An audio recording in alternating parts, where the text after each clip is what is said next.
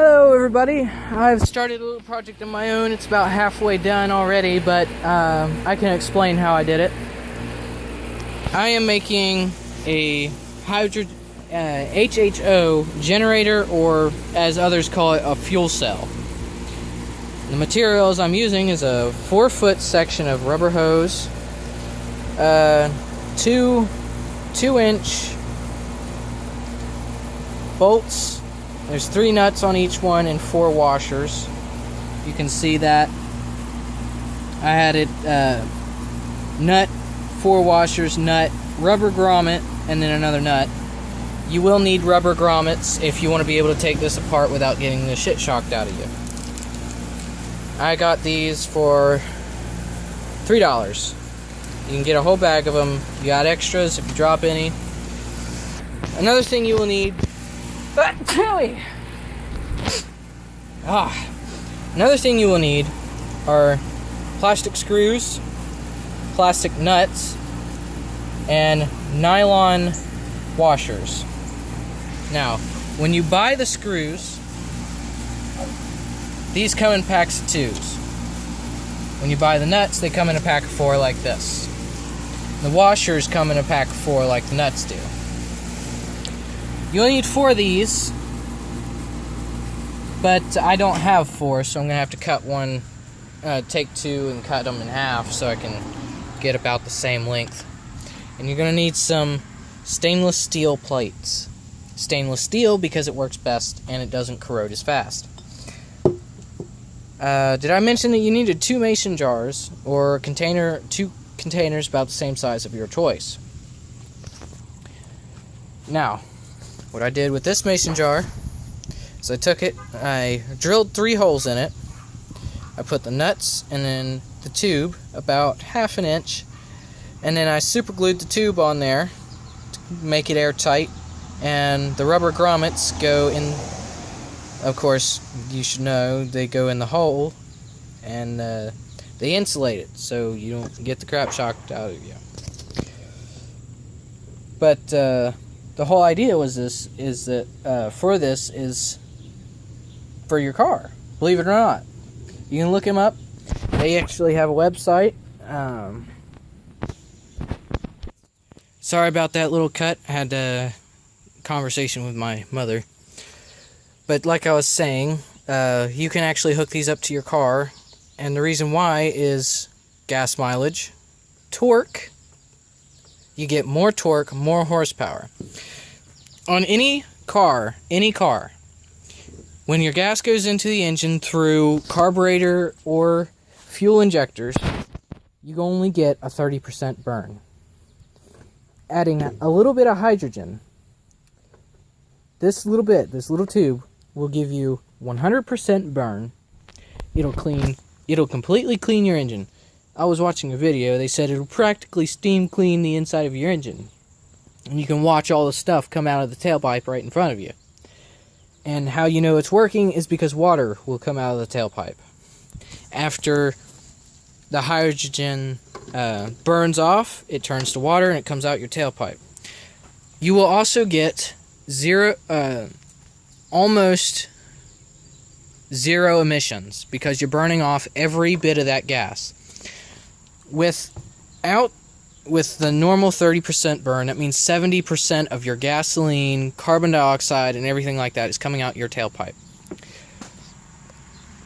So, unlike my car, if you can find a spot in your engine compartment or find a way to run it from your trunk up to your engine, you can do that. I'd suggest putting a fuse on it and hooking it straight to the alternator, because that's where you'll get the most amps. But, like I said, my car, I'm going to have to find a different way to do it, because 1, my alternator has a plug. It doesn't have wires and nuts that you just screw on there. And 2, I have a 4-cylinder Ford Escort ZX2, and there's like one spot in the engine, and it's right on top of the AC compressor. And that is a very vulnerable spot because I don't want the glass getting hot and busting. But yeah, 4 feet of hose. You'll need 2 mason jars with lids. 4 of these screws mainly, because if you're wanting to do 2 jars in tandem and then a bubbler, you could do it like that. But right now I'm only going to be doing the one because it's a small scale, and I haven't done this yet. This piece is actually a hood my dad made for a homemade smoker, and it's made of stainless steel, and he broke the smoker. It used to be sitting right there. And I'm going to take this flap off, and I'm going to cut it up, and I'm going to find a way to bolt it to these. And then I'm going to use these, because when you're hooking this up, you're going to have one side that's positive and one side that's negative. It doesn't matter which side. But you do not want those 2 sides to touch, because it won't work.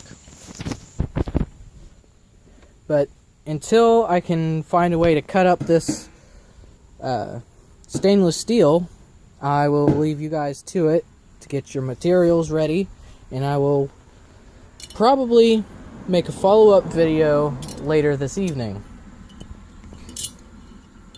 Let me know in the comments how successful you were, and if you have any better ways of doing this. Make sure that if you like the video, hit that subscribe button and like. Maybe even turn on the bell. I don't really post a lot of videos, and I'm just now getting into the whole sciencey thing. I am actually kind of a science nerd. I just don't act like it. But let me know what you think of my setup so far, and I'll come back at you with a follow-up vid later this evening when I get this stainless steel cut up and drilled out. And I think that'll be it. Remember though, if you do this, safety first. You do not need a reservoir for your hydrogen. If you take an empty container like this and you fill it with nitrogen, it's a ticking time bomb. The way I'm doing it is completely safe. There's no reservoir, so there's never going to be enough hydrogen in the system for it to blow up. And if you crash, broken glass, a little bit of metal, and some water. That's it. It's not going to blow up on you, and it's completely safe. But I do advise, disclaimer here, if you do this, make sure not to mess anything up. Be very careful when you're doing this, because hydrogen is actually a very dangerous gas. And if you're not careful when hooking it up to your car or your lawnmower or whatever you're hooking it up to, it will blow it up. That is going to be it for this video, and I will try to post another video on how this is progressing, hopefully later today or tomorrow. And that'll be the end of this one.